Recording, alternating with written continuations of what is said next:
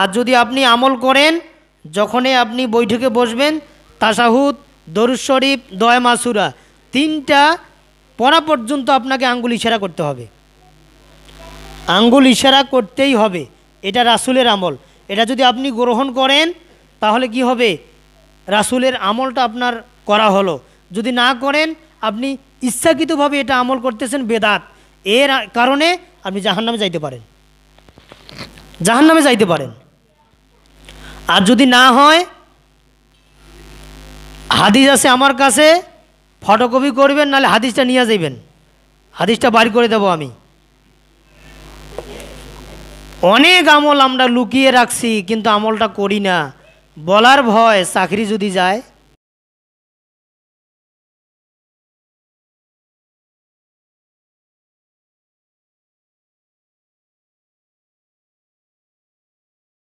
আসসালামু আলাইকুম ওয়া রাহমাতুল্লাহি ওয়া বারাকাতুহু।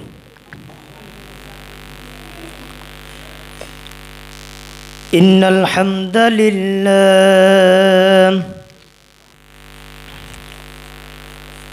والصلاة والسلام على من لا نبي بعده أعوذ بالله من الشيطان الرجيم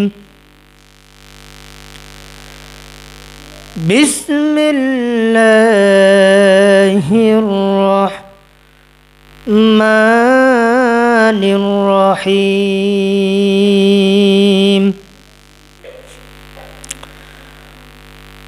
وأقيموا الصلاة وآتوا الزكاة واركعوا مع الراكعين إلى آخر الآية، أو كما قال عليه الصلاة والسلام. عن أنس رضي الله تعالى عنه قال قال رسول الله صلى الله عليه وسلم لا يؤمن أحدكم حتى أكون أحب إليه من والده وولده والناس أجمعين متفق عليه، أو كما قال عليه الصلاة والسلام. আলহামদুলিল্লাহ, সমস্ত প্রশংসা সেই মহান মুনিবের দরবারে আদায় করছি, যিনি আজকে আমাদেরকে জামাদিউস সানি মাসের প্রথম জুমা, আল্লাহ পাক আমাদেরকে হায়াত রেখে, সুস্থ রেখে, যাবতীয় দুনিয়াবি বিভিন্ন ব্যস্ততার থেকে কিছু সময় আল্লাহ পাক রব্বুল আলামিনের জন্য দেওয়ার তৌফিক দান করেছেন। সেই মহান মুনিবের দরবারে আমরা কালিমাতুশ শুকর আদায় করছি, বলেন আলহামদুলিল্লাহ। আশরাফুল আম্বিয়া সাইয়্যিদুল মুরসালিন, আকায়ে নামদার দাসদারে মদিনা, আহমদ মুস্তফা মোহাম্মদ মুস্তফা, সেই রাসূলের শানে আমরা নেকির উদ্দেশ্যে, সওয়াবের উদ্দেশ্যে আমরা সংক্ষিপ্ত দরুদ সালাম পড়ছি। আমরা সকলে বলছি সাল্লাল্লাহু আলাইহি ওয়াসাল্লাম। তা সম্মানিত উপস্থিতি, আমি পবিত্র কোরআনুল কারীম থেকে সবথেকে বড় সূরা সূরাতুল বাকারা এর গুরুত্বপূর্ণ একটি আয়াত আপনাদের সামনে উপস্থাপন করেছি। আল্লাহ পাক রব্বুল আলামিন আমাদেরকে যেন সকলকে কবুল করেন, হায়াতে তৈয়বা, সিহাতে কুল্লিয়া দান করেন। আমরা সকলে বলছি আল্লাহুম্মা আমিন।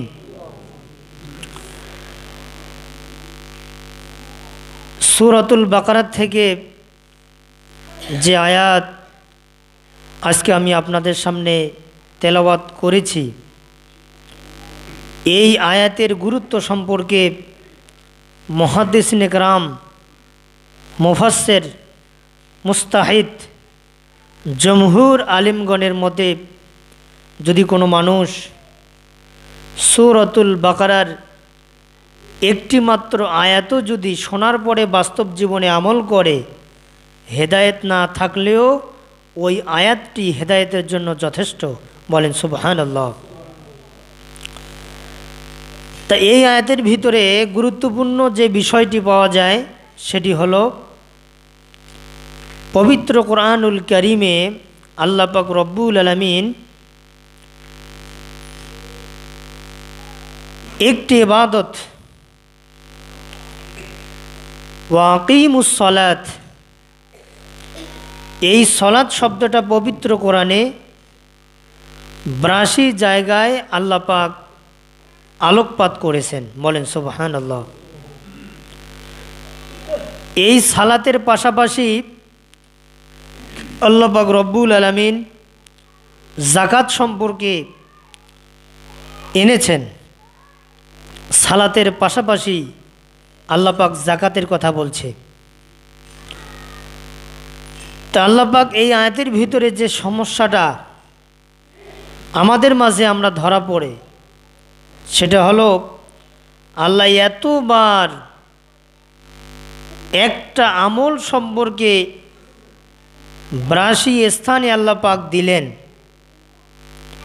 যাকাত সম্পর্কে আল্লাহ পাক ৮২ স্থানে দিলেন, কিন্তু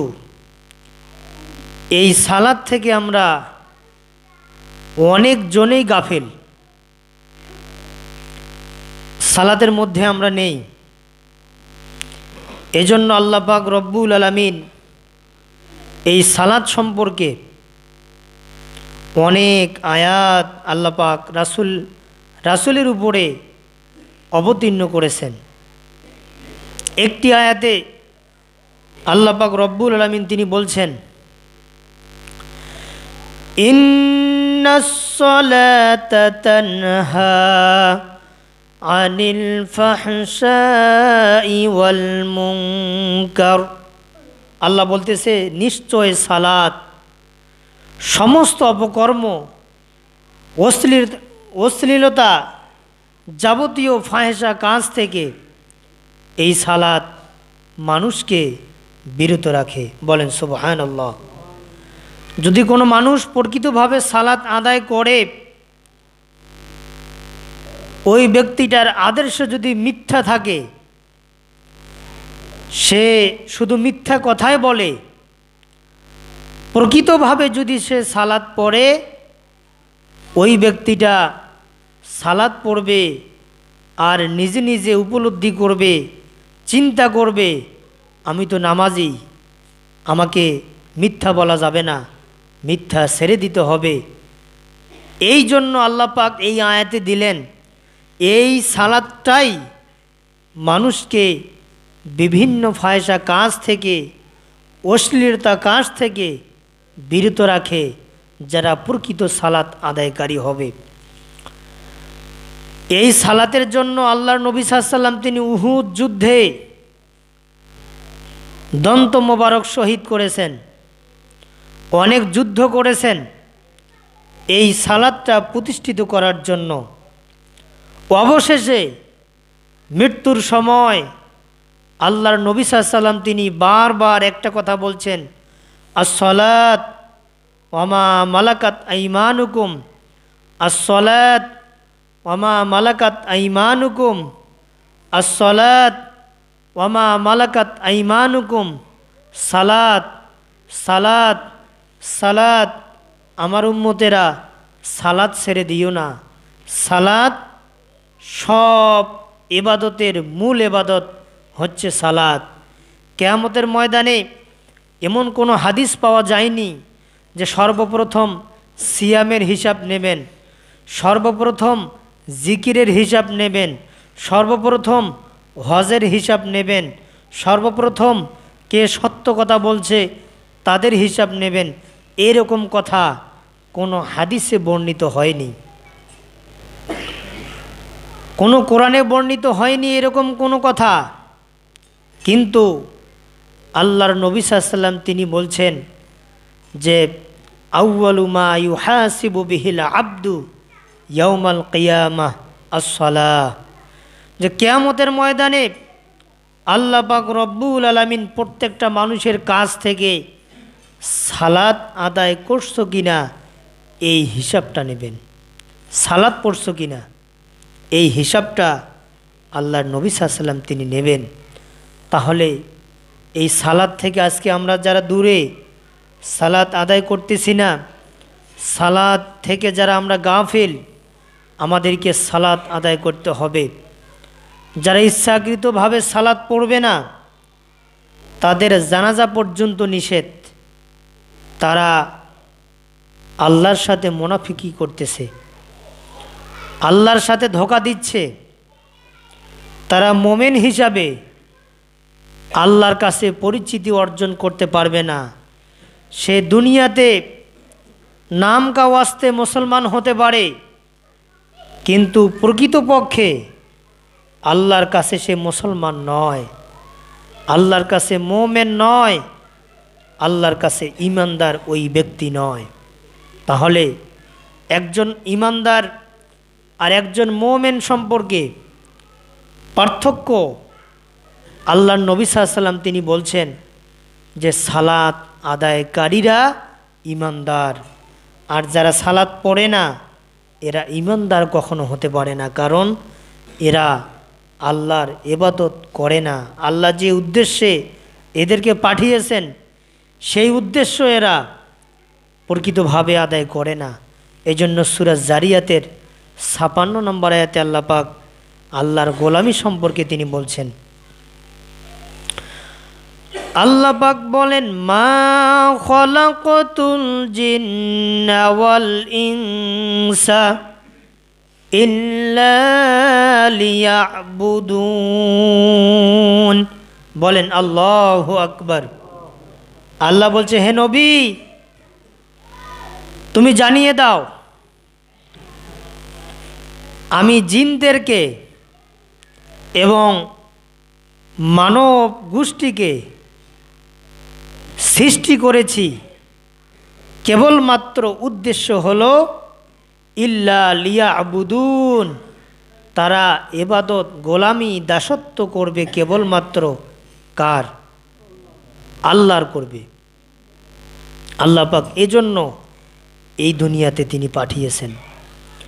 আর এই দুনিয়াতে আপনি থাকবেন, ভালো আমল করতেছেন না খারাপ আমল করতেছেন এই সম্পর্কে আল্লাহ পাক তিনি দেখার জন্য প্রত্যেকটা মানুষের মৃত্যু এবং হায়াত তিনি নির্ধারণ করে দিয়েছেন। বলেন সুবহানাল্লাহ। যতদিন দুনিয়াতে থাকবে এই জীবনটা কোন রাস্তায় চালাবে এই কথাটা আল্লাহ পাক তিনি সূরাতুল মুলক আয়াত নাম্বার ২, এই ২ নম্বর আয়াতে আল্লাহ পাক আলোকপাত করতেছেন যে আমি তোমাদেরকে যে জীবন দিলাম, হায়াত দিলাম এবং মৃত্যু দিয়েছি, এই দুইটার কারণ হলো তোমাদেরকে আমি এই দুনিয়াতে পাঠিয়েছি এবং দেখতে চাই তোমাদের কাছ থেকে তোমরা কে কত বেশি ভালো আমল করতে পারো। বলেন সুবহানাল্লাহ। তাহলে আমল করার দরকার আছে না নেই? ভালো আমল করতে হবে। এজন্য সূরা মুলক আয়াত নাম্বার ২ আল্লাহ পাক বলছে, আল্লাযী খালাকাল মাউতা ওয়াল হায়াতা লিয়াবলুয়াকুম আইয়ুকুম আহসানু আমালা। আল্লাহ পাক বলতেছে, আল্লাযী খালাকাল মাউতা, আমি তোমাদের সেই সত্তা, আমি তোমাদেরকে মৃত্যু দিয়েছি, ওয়াল হায়াতা, এবং হায়াত দিলাম। মৃত্যু দিয়েছি এর অর্থ হলো এই দুনিয়াতে যে আমি তোমাদেরকে পাঠিয়েছি এই দুনিয়ার থেকে তোমাদেরকে যাইতে হবে, বিদায় নিতে হবে। আর যে সময়টা দিলাম, যে হায়াতটা আমি তোমাদেরকে দিয়ে দিলাম, এই হায়াতটা কেন দিলাম? লিয়াবলুয়াকুম, আমি তোমাদের কাছ থেকে পরীক্ষা নিতে চাই, দেখতে চাই আহসানু আমালা, কে তোমরা ভালো আমল করতে পারো। বলেন সুবহানাল্লাহ। আমি তোমাদের কাছ থেকে দেখতে চাই। তাহলে যত ইবাদত আল্লাহ পাকের আছে এই দুনিয়াতে, সব থেকে বড় ইবাদত হলো সালাত আদায় করা। কি করা বলেন তো? সালাত আদায় করা। আপনি সালাত আদায় করবেন, আপনি আল্লাহকে খুশি করতে পারবেন। আপনি সালাত আদায় করবেন না, আপনি আল্লাহকে খুশি করতে পারবেন না। কারণ নবী বলছে যে লা সলাতা লা ইমানি, লা না সলাত নামাজ, কোনো নামাজ নাই, ইল্লা ইমানি, যার নামাজ থাকবে না তার কোনো ঈমান থাকবে না। যারা ঈমানদার হবে তারা নামাজি হবে। কি হবে? তারা নামাজি হবে, নামাজ থাকতে হবে। আজকে দেখেন আপনারা, বেশি দূরে নয়, এই যে আমাদের এই জামাতের কথা আমি বলছি, এত বড় জামাত, নামাজি কয়জন? যদি আইন করা যেত যারা সালাত পড়বে না ওদের বাড়িতে কোনো দোয়া হবে না, যারা সালাত পড়বে না কেউ মারা গেলে তাদের জানাজা হবে না, এটাই ইসলামের বিধান। এটা তো করতে পারতেছি না, এটা তো হচ্ছে না। এরা ইসলাম মানে মানুক, না মানে না মানুক, কোনো যায় আসতেছে না। কিন্তু বিষয়টা হলো কোরআন হাদিসের বিধান, ইসলামের বিধান হলো যারা সালাত আদায় করবে না এরা মুসলমান হিসাবে কোনো দাবি করতে পারবে না। এজন্য সুনানে আবু দাউদ খোলেন, সুনানুত তিরমিজি, সুনানু ইবনে মাজাহ, হাদিস আল্লাহর নবী সাল্লাল্লাহু আলাইহি ওয়াসাল্লাম তিনি বলছেন বাইনাল আব্দু ওয়া বাইনাল কুফরি তারকুস সালাত। একজন ইমানদার, একজন মুমিন, এর মধ্যে পার্থক্য হলো আল্লাহর নবী বলছে সালাত আদায় করলে ইমানদার হবে আর সালাত না পড়লে ইমানদার হবে না। সে হিন্দু হবে, সে মেথর হবে, সে খ্রিস্টান হবে, যত ধর্মের প্রজাতির লোকেরা আছে তাদের আদর্শ আর যারা সালাত আদায় করে না ওদের আদর্শ এক, কোনো পার্থক্য নাই, কোনো পার্থক্য থাকবে না। আর সালাত আদায় করতেছেন না, শুধু আটকিয়া ফাটকিয়া 360 কিয়া, সপ্তাহে একদিন, ফাটকিয়া মাঝে মাঝে হঠাৎ কয়েক, তো 360 কিয়া মানে ঈদের দিন। অনেকে নামাজি সাজে, মনে করেন যায় নামাজ বগলে নিয়া, ছোট বাচ্চা একটা হাতে নিয়া চলে গেল ঈদগাহ মাঠে, সামনের কাতারে বসে পড়ল, আতর সুরমা আর নতুন কাপড় পরে বসে পড়ল। সে পরিচয় দিচ্ছে যে হামকো হাম হায় তুম কোন হায়, আমি তো আমি, আমার পরিচয় আমি মুসলমান, আমি পাক্কা মুসলমান। কিন্তু আসলে সে নিজেকে পাক্কা মুসলমান হিসাবে নিজেকে দাবি করতে পারে, কিন্তু আল্লাহর কাছে সে প্রকৃত মুসলমান নয়। সে প্রকৃত, সে ইচ্ছাকৃতভাবে সালাত না পড়ার কারণে সে প্রকৃত কাফের। সে কাফের। কেন সালাত পড়বে না? কেন? বিয়া হলে ইসলামের পদ্ধতিতে তাকে বিয়া লাগে, তার পরিবারে বিয়া পড়াতে হবে, সে তো সালাতে পড়ে না, সে তো মুসলমানে নয়।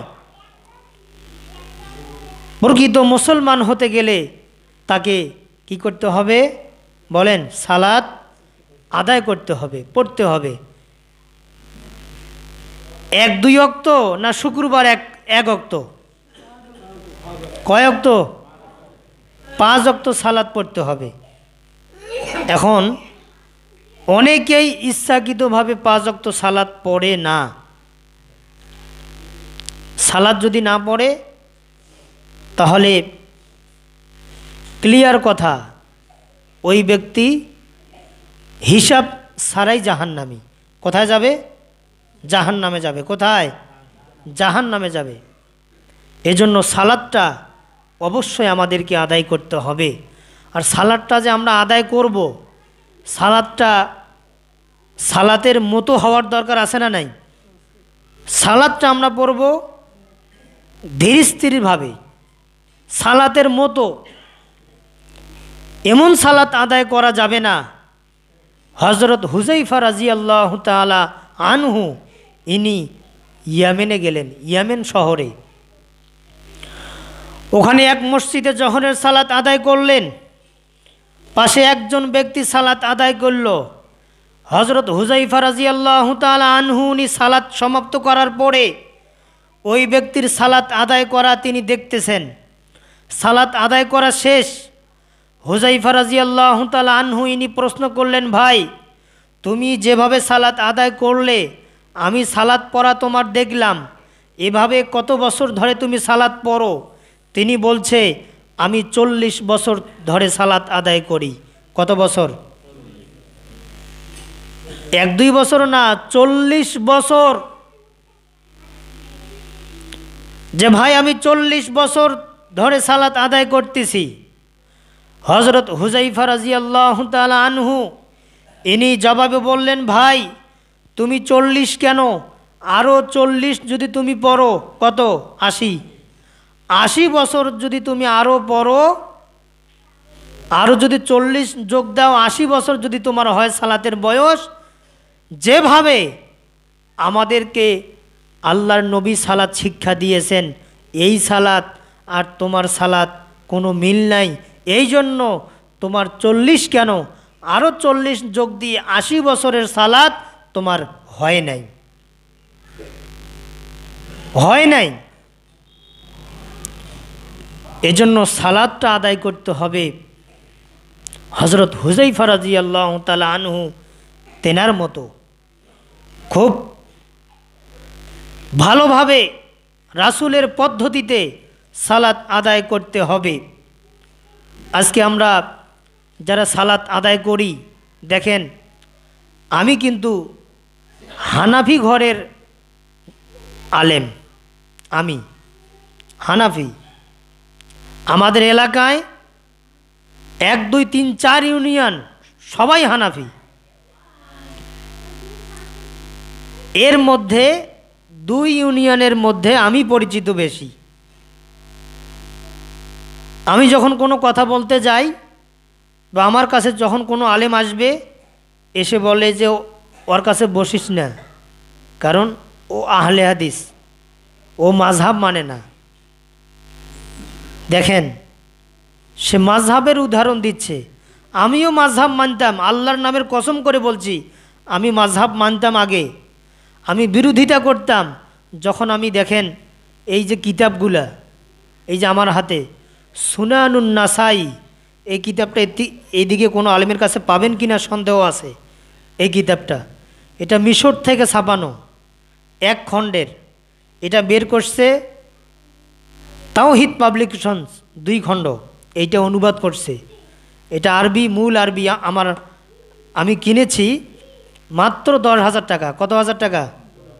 এইটা 10,000 টাকা। কোনো বাংলা নাই, আরবি।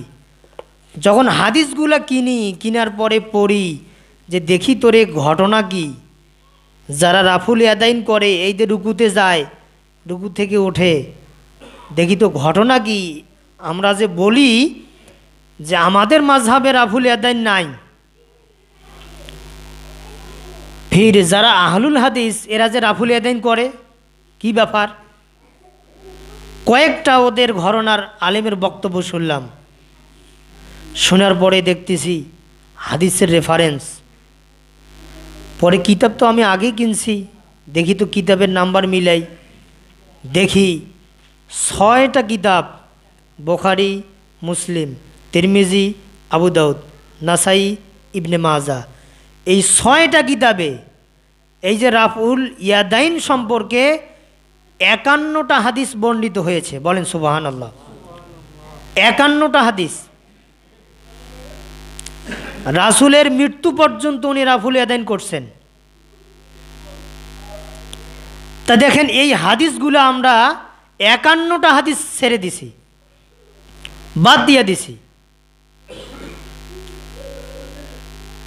কিন্তু আসলে হানাফি মাযহাবে আমাদের দেখা যায় অনেক আলেম ওলামা সহিহ বুখারী মুসলিম এরা কেনেও নাই, পড়েও নাই, ক্লাসে যা পাশ করছে ওই, আর কোনো ওদের চিন্তা নাই।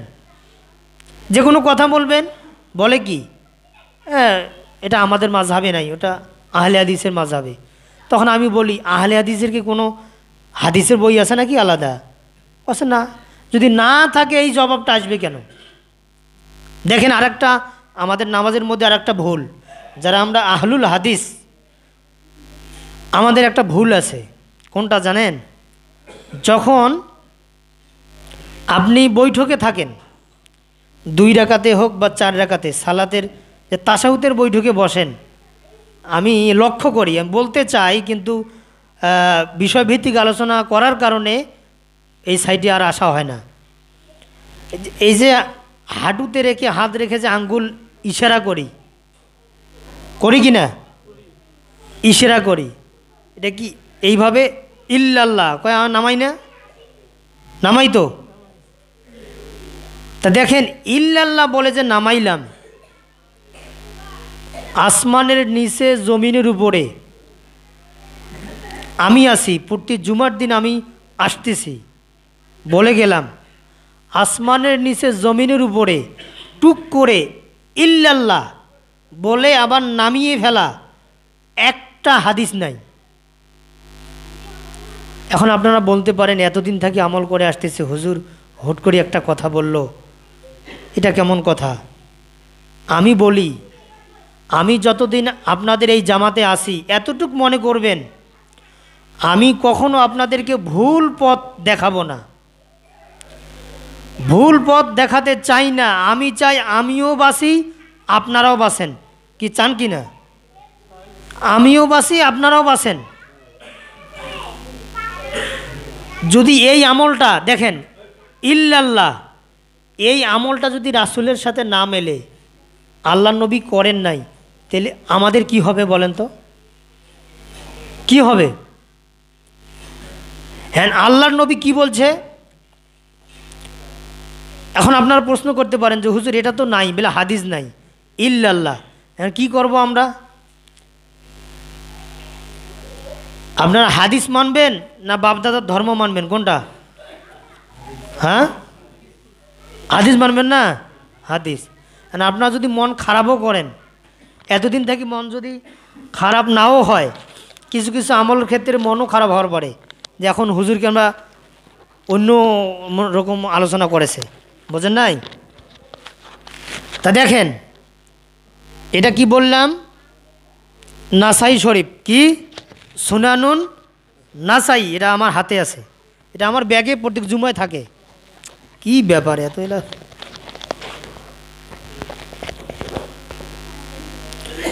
তা এই হাদিসে দেখেন আল্লাহ নবী সাল্লাল্লাহু আলাইহি ওয়াসাল্লাম কি বলছে, একটু লক্ষ্য করেন।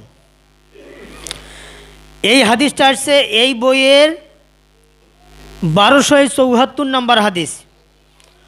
আহমদ ইবনু ইয়াহিয়া সুফি রাহিমাহুল্লাহ, মালিক ইবনু নুমায়ের রাহিমাহুল্লাহ এর পিতা বলেন, আমি রাসূল সাল্লাল্লাহু আলাইহি ওয়াসাল্লামকে সলাতে বসা অবস্থায় ডান হাত ডান উরুর উপর রেখে শাহাদাত আঙ্গুল, এইটা শাহাদাত আঙ্গুল উঁচু করে কিছুটা ঝুঁকিয়ে রেখে ইশারা করতে দেখেছি। যখন আপনি বৈঠকে থাকবেন, এই বৈঠকে যখন আপনি বসবেন, আত্তাহিয়াতু শুরু হবে, আপনি এই 2টা আঙ্গুল, এটাকে কি বলে? কি আঙ্গুল বলে? মাধ্যমা। এই মাধ্যমা এবং বৃদ্ধা 2টায় এই গোলাকার হবে, আর বাকি এইরকম হবে, আঙ্গুলটা এইরকম হবে। হাঁটুতে এভাবে রেখে আত্তাহিয়াতু লিল্লাহি ওয়াসসালাওয়াতু ওয়াত-তাইয়্যিবাত আসসালামু আলাইকা আইয়ুহান নবী ওয়া রাহমাতুল্লাহি ওয়া বারাকাতুহু আসসালামু আলাইনা ওয়া আলা ইবাদিল্লাহিস সলিহিন ওয়া আশহাদু আল্লা ইলাহা এইভাবে চলবে। হাদিস কয়টা লাগবে? এই তিনটে বলে নাই, তিনটে হাদিসেই আসলে তিনটা হাদিসেই আসছে এই আঙ্গুল ইশারা সম্পর্কে। এই দুইটা আসছে নাসাইতে। তা দেখেন, এটা তো আল্লাহ নবী সাল্লাল্লাহু আলাইহি ওয়াসাল্লাম কী করছে দেখছে। তারপর ওয়াইল ইবনু হুজুর রাদিয়াল্লাহু বলেন, আমি রাসূল সাল্লাল্লাহু আলাইহি ওয়াসাল্লামকে দেখেছি সলাতে বসা অবস্থায় বাম হাত বাম উরুর উপর ও ডান হাত উরুর উপর রাখলেন, অতঃপর তিনি তার ডান হাতের কনিষ্ঠা এবং অনামিকা আঙ্গুল দ্বায় আবদ্ধ করলেন, মাধ্যমা বৃদ্ধা একত্রিত করে বৃত্তাকার করে শাহাদাত আঙ্গুল ইশারা করলেন। তাহলে দেখেন, আপনি যদি একবার আমলটা রাসূলের না, এই আমলটা রাসূলের না, বশির বন্দরের কোনো আলেম আছে না? আলেম আছে না নাই? আমি ভিড়কি, আমি ছোটোখাটো মানুষ, আমার থেকে কত হোমরা চোমরা আলেম আছে না? আছে। যদি বলেন যে হুজুর, আমাদের হুজুর বলছে যে ইল্লাল্লাহর একটা হাদিসও নাই, আমরা যে করি তা একটা হাদিস দেখান তো, আছে নাকি? ইল্লাল্লাহর একটা হাদিস নাই। যেহেতু হাদিস নাই, রাসূল করেন নাই, তা হাদিসের বইতে কিভাবে আসবে? আর যদি আপনি আমল করেন, যখনই আপনি বৈঠকে বসবেন, তাশাহুদ, দরুদ শরীফ, দোয়া মাসুরা তিনটা পড়া পর্যন্ত আপনাকে আঙ্গুল ইশারা করতে হবে। আঙ্গুল ইশারা করতেই হবে, এটা রাসূলের আমল। এটা যদি আপনি গ্রহণ করেন তাহলে কি হবে? রাসূলের আমলটা আপনার করা হলো। যদি না করেন, আপনি ইচ্ছাকৃতভাবে এটা আমল করতেছেন, বেদাত।